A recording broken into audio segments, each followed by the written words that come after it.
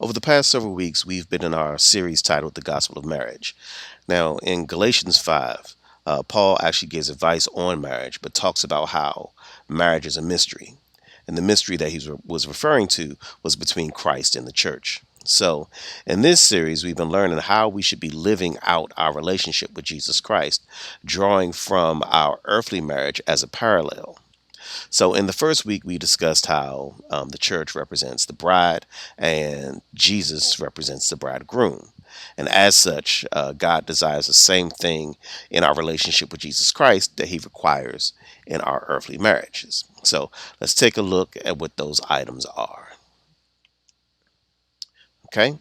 They are intimacy, a helper, respect, faithfulness, and offspring. I'll read those again. Intimacy, a helper, respect, faithfulness, and offspring. So, a couple of weeks ago, we discussed intimacy. Last week, we discussed our second item, which is a helper. So, this week, we're going to discuss our third item, which is respect. However, before we get there, I want to take a look last week at our key takeaways and kind of bring us up to today.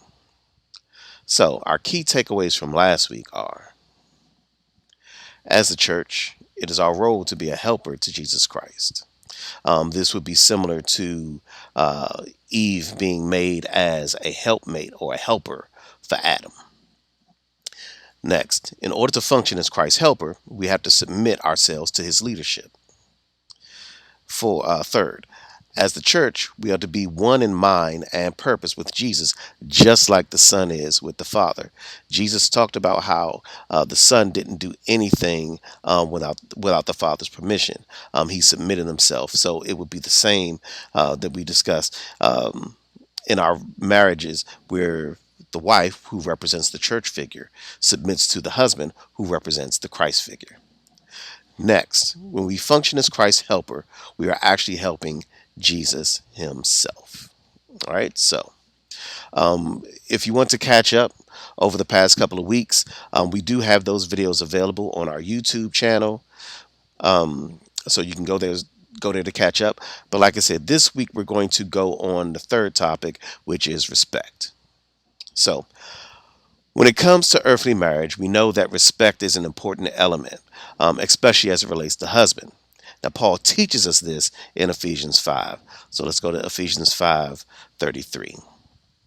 It reads, "Nevertheless, as for you individually, each husband is to love his own wife the same as himself, and the wife must see to it that she respects her husband."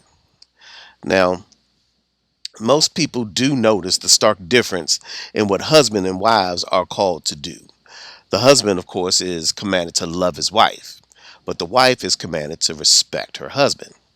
Now, I believe this difference speaks to the differences between men and women and how they relate to one another.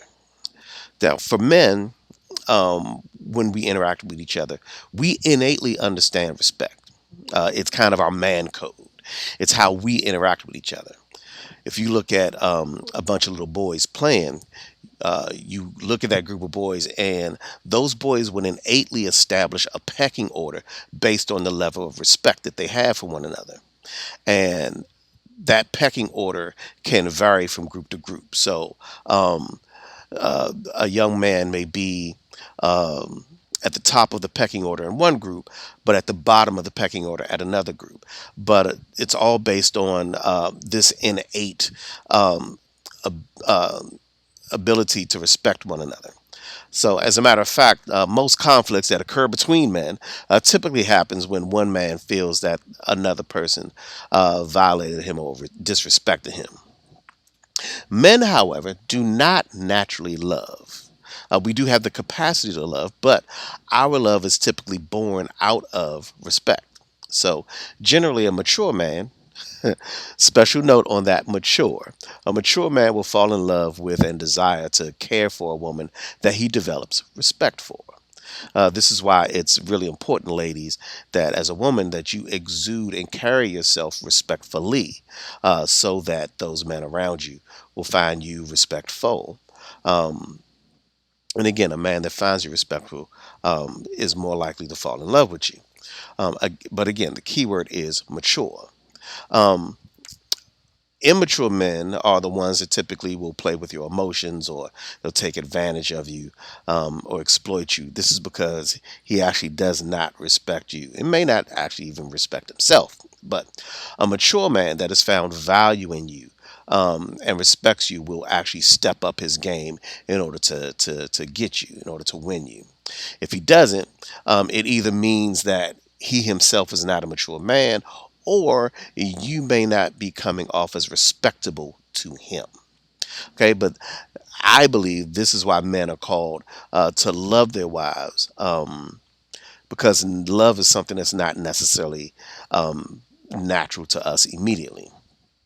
Women, on the other hand, I believe are called to respect, because women, being more emotional in nature, they tend to naturally love. Women tend to be more naturally nurturing and emotionally giving. However, most women are not naturally respectful, especially when it relates to men. The reason why I say this, like if a woman gets upset, uh, her emotions tend to govern her mood and her outlook. So if a woman gets upset, she can sometimes communicate with her husband or with other men in a way that comes off very disrespectfully to men. This is where you will see men shut down or withdraw because they are feeling disrespected. And to be quite honest, they don't want to do something that they'll regret. Um, but one thing is very clear. Respect is an important factor for a wife when it comes to relating to her husband. So that means it is also an important factor for the church when it comes to relating to Jesus Christ. Okay. So now, to begin to get an understanding on this, we have to first understand what respect is. So let's take a look at the dictionary definition of respect, and and find out what respect really means. Because, like most words, respect can have several different meanings depending on its use and its context. So let's take a look at the definition of respect. The first thing to note is respect has two forms. There's a noun and there's a verb. So the noun, a feeling of understanding that someone or something is important, serious, etc., and deserves appropriate treatment or regard. Second is high or special regard. That is the noun. Next would be the verb, which means to consider worthy of high regard, to act in a way which shows awareness of someone's rights, wishes, etc., to treat or deal with something good or valuable in a proper way, do what is required by a law, a rule, etc. So, like I said, it's important to note that respect is both a noun and a verb. So, when it comes to having respect for God, or to Jesus as our bridegroom, it's about more than just giving respect, meaning acknowledging who he is, but it's also about putting that respect into action, meaning operating under his lordship. That would be the verb. Okay. So respecting God means holding him in the highest regard and acknowledging his authority as the creator, developing a love for God by becoming intimately acquainted with him and his ways, and demonstrating that love for God through our obedience, our gratitude, and our sincere worship. Now, this would be similar to what we would see in marriage, or would be called to do in marriage, where a wife is respecting her husband the way Paul describes. This means to acknowledge the responsibility or the authority that God has given to husbands in marriage, developing intimacy with him the way we talked about a couple of weeks ago, and having them become one in flesh and in spirit. The wife's respect and obedience to her husband begins to outflow naturally as an outpouring of the love and the admiration and understanding that she has for him. One thing I do know, fellas, is this: a wife cannot have love for a man that she does not respect. Um, If a woman doesn't respect you, it could be that, she's faulty in her understanding of what a man is, or the man may not be acting respectfully. Um, but one thing, that, and again, this is anecdote. I don't necessarily have a scripture passage for this, but this is what I've noticed over the years. When a wife loses respect for a husband, she tends to lose love for him as well. But this also holds true for how we interact with Jesus Christ. We cannot truly love him unless we have respect for him, unless we truly understand him. Uh, See, growing up, I had a head knowledge of Jesus and what he did, but it wasn't until I personally got to know him, which started by me reading his word, by reading the Bible. Um, Once I really began to read and understand and have personal interactions with him through his word, and began watching him show up in my life and accepting the love that he had for me and yielding to the Holy Spirit, trusting in that love, that's when I truly began to have a deep love and respect for Jesus Christ. Okay, make no mistake, unless you have this type of respect for the Son, for Jesus, you can't claim to have love and respect for the Father. Let's go to John 5:23, and it reads, "So that all will honor the Son just as they honor the Father. The one who does not honor the Son does not honor the Father who sent him." Okay. Also, let's also take a look at John 14:21. That reads, "The one who has my commandments and keeps them is the one who loves me. The one who loves me will be loved by my Father, and I will love him and will reveal myself to him." All right. So when it comes to respecting someone, it's not something that happens overnight. It's something that develops over time. So when you look at the elements that I identified in terms of uh, what God desires in our earthly relationships and our relationship with Jesus Christ, you look at intimacy, helper, respect, faithfulness, and offspring. They each build off of one another. So intimacy, as you get to know someone, as you get to understand their story, you want to become a part, you want to help them, you want to um, come alongside them. And as you develop that intimacy, as you begin to do the things and support them in the things that they do, you develop a respect for them. So we see how these things get strung together. And over the next couple of weeks, I'll build in the other two. But I just wanted you to see how each one of these build on top of the other. So, um, what I want to do at this point is kind of do a case study based on the disciples, in particular Peter and Judas, so that we can really see what developing respect for Jesus looks like. Now, we talked about this a little bit in our Bible study this past week. We talked about how Jesus called the disciples and how each one that was called was not necessarily the holiest of individuals when they were called. And we see this especially with Peter. So when Simon, which is Peter's original name, uh, who later would be called Peter, renamed Peter by Jesus. But when he first encountered Jesus in Luke 5, Jesus asked Peter to use his boat.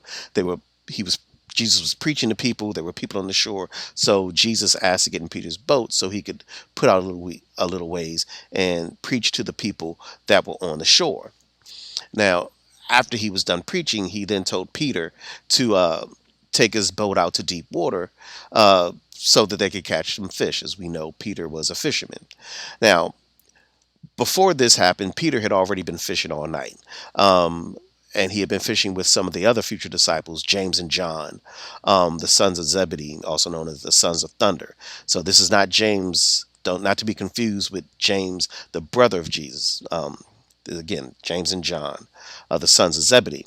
So they had been fishing all night and hadn't caught anything. So of course they doubted that they would catch anything at that time. But Peter followed Jesus' instructions, and they ended up catching so many fish that they began to sink.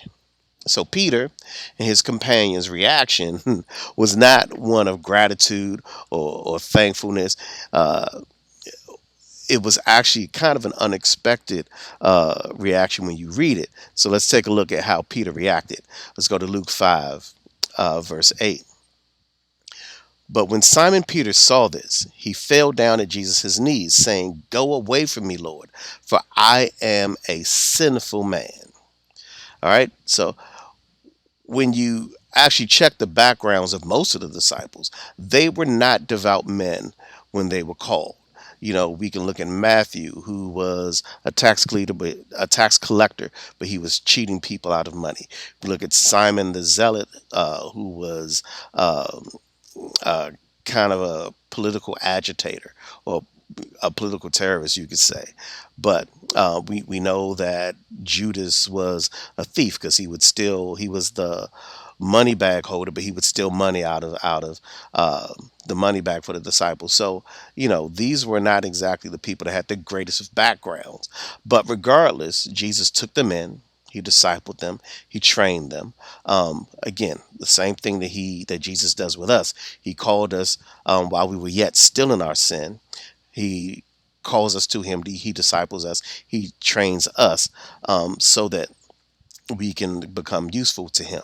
But in the case of the disciples, just think about this. You meet Jesus. Jesus invites you to go on his missionary journeys with him. The disciples would have gotten real intimate time with Jesus on these journeys. Um, they would have walked with him because they walked everyone. They walked with him. They talked with him. They dined with him.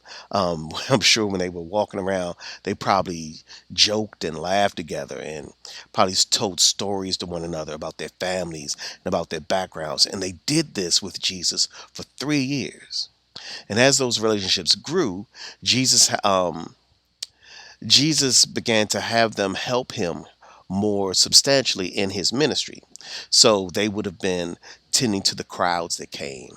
They would have been providing support and resources, going to get them something to eat and finding places for them to stay and stuff like that. But they would have seen Jesus preaching. They would have been watching him heal the sick and watching him cast out demons and even raise the dead. So eventually, as they're being taught, they get commissioned by Jesus to go out and do the same work that he was doing. So the disciples began, um, you know, healing the sick and casting out demons. Again, doing the same thing that Jesus was doing. Now, seeing all of this with their own eyes would have had a profound impact on them. It did for Simon Barjona, who later would be called Peter, and it would lead him to developing a respect for Jesus to the point that he actually began to understand who Jesus was, and he confessed it. So let's go to Matthew 16. We'll pick up at verse 13. Now, when Jesus came into the region of Caesarea Philippi, he was asking his disciples, "Who do people say that the Son of Man is?" And they said, "Some say John the Baptist, and others Elijah, and still others Jeremiah, or one of the other prophets." He said to them, "But who do you yourselves say that I am?" Simon Peter answered, "You are the Christ, the Son of the living God." And Jesus said to him, "Blessed are you, Simon Barjona, because flesh and blood did not reveal this to you, but my Father who was in heaven." All right, so uh, from that day forward, Simon Barjona will become known as Peter. And that confession that Peter gave will become the rock upon which all of our faith as Christians is built. Let's go to Matthew 16. Let's go pick up at verse 18. And I also say to you that you are Peter, and upon this rock I will build my church, and the gates of Hades will not overpower it. So, if we look at this, you can see how intimacy leads to helping, which leads to respect. And we will see how the other two, like I said, connect over the next couple of weeks. But for Peter, this respect that he gained for Jesus was a mix of awe, reverence, admiration, fear, and love. It's the same type of respect that we should develop for Jesus. But this respect would eventually motivate Peter to travel the world and spread Jesus' message with no regard for his own life. It was He had this such respect, again, such love, such reverence, such fear, such admiration for Jesus that he wanted to go and spread Jesus' message. And he didn't have any regard for his life. It was all about him spreading Jesus' message. So this will become a motivating factor for all of Jesus' disciples to go out and do the same thing. Well, all of them except for one. And this is when we come to the second person in our case study. Now, Judas unfortunately never developed that type of respect for Jesus Christ. See, Judas was there when Jesus preached to the crowds. He was there when Jesus healed the sick. He was there when Jesus fed the 5,000, and he was there when Jesus walked on water. He was there when Jesus raised Lazarus from the dead. Judas went on the missionary journeys when Jesus sent them out two by two into all the different areas of Galilee to heal the sick and to cast out demons. But despite witnessing all of these things, Judas never developed the love for Jesus. He never developed the respect for Jesus that the other disciples did. Definitely not the type that Peter did. Even though Judas had a front row seat, his heart was actually far away from God.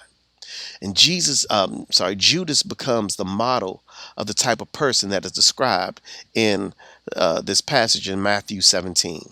Let's go there. Matthew 17, verse 21 through 23. Not everyone who says to me, Lord, Lord, will enter the kingdom of heaven, but the one who does the will of my Father, who is in heaven, will enter. Many will say to me on that day, Lord, Lord, did we not prophesy in your name, and in your name cast out demons, and in your name perform many miracles? And then I will declare to them, I never knew you.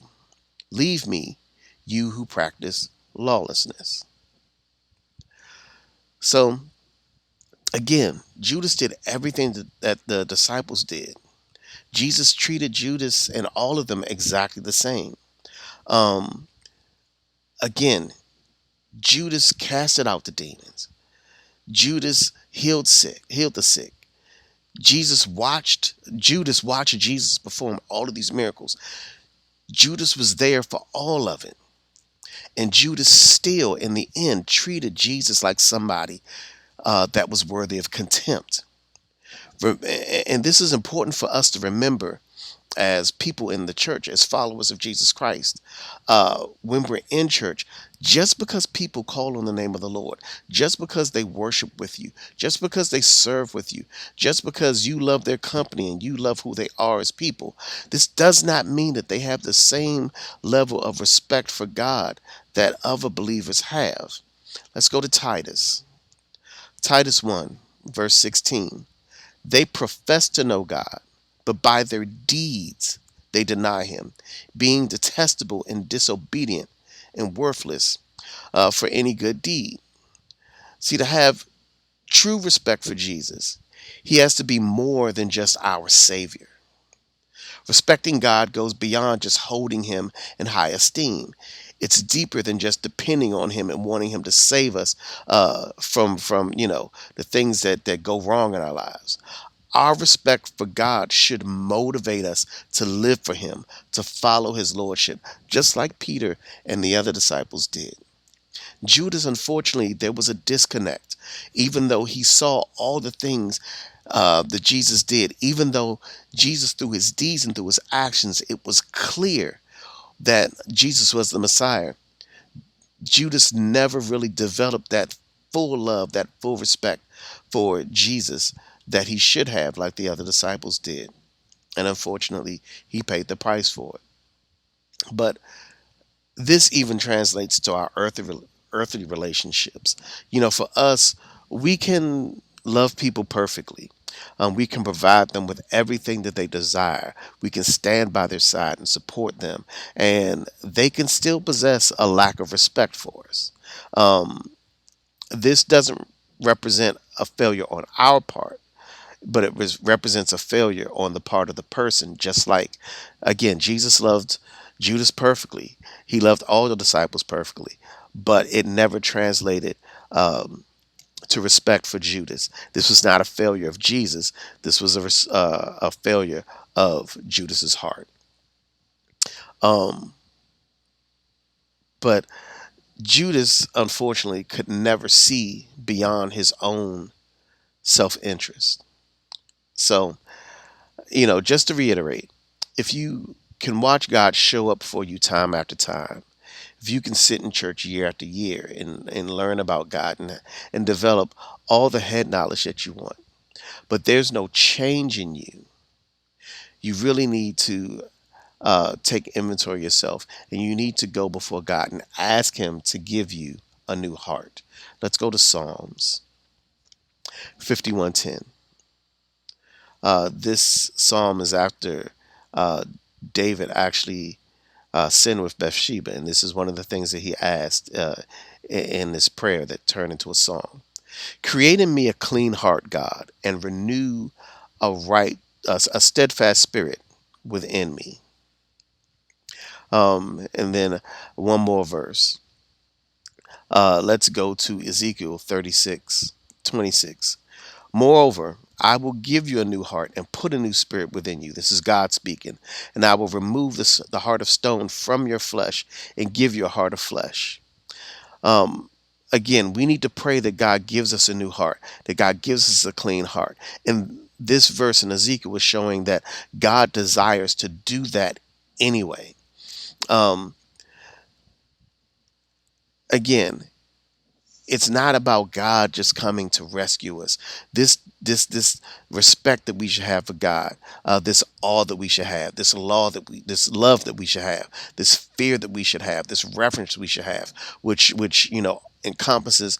I'm using respect as one word, but this respect that we have for God encompasses all of this. All of these things should, again, not just be head knowledge, but should spur us on to action, should help us develop this reverence, this respect for God. Okay? So, again, if your understanding of God, if you've been in church all this time, but you've never really developed this type of respect for God, pray to God and ask Him to give you a new heart, a clean heart, so that you can develop this respect for God, because it's paramount. It's something that we need as we continue in our relationship, our marital like relationship with Jesus Christ.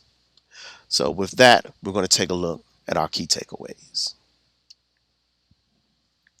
Our key takeaways for this week: respect for God should motivate us to live for Him and follow His Lordship.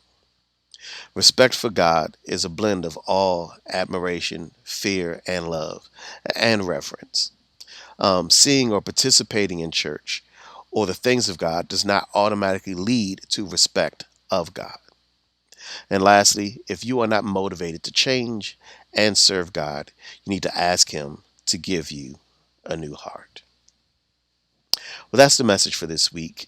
Like I said, if you want to catch up on the previous week's message, we do have those in our YouTube channel.